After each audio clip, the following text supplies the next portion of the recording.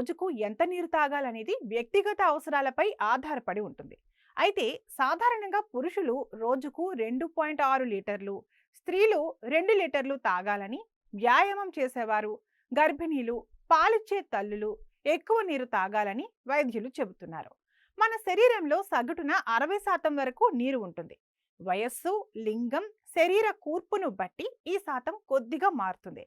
పిల్లల్లో ఈ శాతం ఎక్కువగా ఉంటుంది. వయస్సు పెరిగే కొద్దీ తగ్గుతుంది.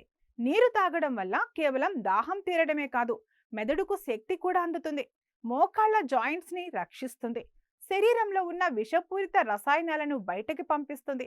ఉదయం నిద్ర లేచిన వెంటనే ఒక గ్లాసు గోరువెచ్చని నీళ్లు తాగాలి. నీరు అధికంగా ఉండే కర్బూజా, కీరాదోస, మజ్జిగ తీసుకోవడం వల్ల మెదడు పనితీరు మెరుగుపడుతుంది. అందుకే రోజుకు దాదాపు 8 గ్లాసుల నీళ్లు తాగాలని వైద్య నిపుణులు చెబుతున్నారు.